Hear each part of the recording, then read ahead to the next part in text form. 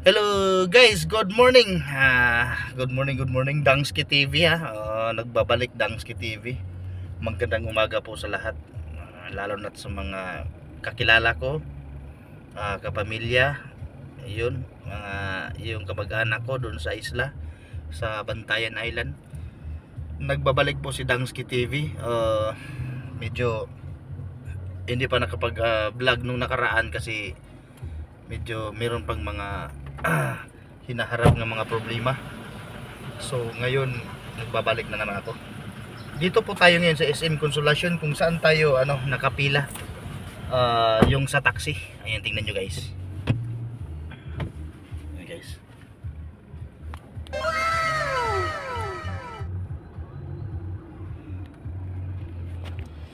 Yan po, yung pagpamasada namin ngayon medyo tagilid pa yung buhay namin, pati yung mga pamilya namin. Kasi kumbaga pag December medyo masakay o mas okay yung kita namin. Sa ngayong buwan kasi medyo yung pamilya namin magugutom talaga. Lalo na kami mismo, kung makakain man kami, dilid-dilid na po yung kain namin. Yung pananghalian namin imbes alas 12, nanghilian kami ng mga alas 3 ng hapon na yun. Diba snacks na yun guys? O snacks na yun. Snack time na yun. So, yun yung lunch time ng mga taxi driver. Lalo na hinahabol namin yung para sa pangrenta namin sa sasakyan para lang makaraos din kami. Meron pa kaming magagamit kinabukasan. So ngayon, kasama ko ngayon si Dioscoro Jupia. Isa siya sa kakamonetize pa lang. Isa siyang vlogger. So interviewin ko to si Dioscoro Jupia. Sir, good morning sir. Morning. Good morning. Siya po si Dioscoro Jupia, isa siyang vlogger. Nagba-vlog siya kapag yung biyahe niya, kumbaga pag walang pasero, ganun, pag walang pasero siya nagba-vlog. Siguro abangan nyo lang siguro sa sunod na buwan meron kaming collab nito ni Sir Dioscoro Jupia, isa siyang vlogger. Yes, walang problema yon. Yun. Subscribe lang po kayo sa YouTube channel ko, Dioscoro Jupia. My YouTube channel. Then sa kawawa ng Diyos, na-monetize na talaga si Dioscoro Jupia. 1 month ago, na-monetize na ako. Ayan guys, si Dangski TV talagang nagpapasalamat din sa isa kong kaibigan na thank you pala kay Mita kasi kung di dahil kay Mita hindi to siya na-monetize. So Mita, maraming salamat po Mita, ikaw yung the best.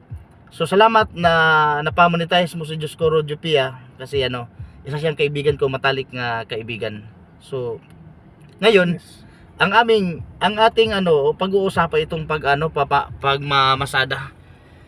Kasi kahapon, ayun, anong oras na ako nakauwi? Gabi na yun kasi pumunta pa ng airport, yun. Kailangan natin makakasobra. May sobra naman kaso 250 ganun, wala talaga. Tagilid din. Tagilid yung kumbaga yung business natin talagang malulugi. So ngayon, anong oras na guys? Mag-alas 11 na. Ay sakto alas 11. Ayun, anong oras na? Tahimik pa rin yung SM Lasyon. Wala pa kong almusal, Kol. Ayun, si Dioscoro Jupia, wala pa daw siyang almusal. So, pareha kami, ako wala pang almusal kasi di pa ako kahit isang pasero, wala pa. So, ito yung first time ko pong naranasan na talagang gutom talaga, gutom. So, ang hirap talaga ng buhay taxi driver. Yes. Ang hirap ng buhay taxi driver ngayon. So ayun nga, yung iba nga nagsisiuwi na ng probinsya. Yung mga taxi, yung unit nila iniiwan na lang doon sa kahit saan.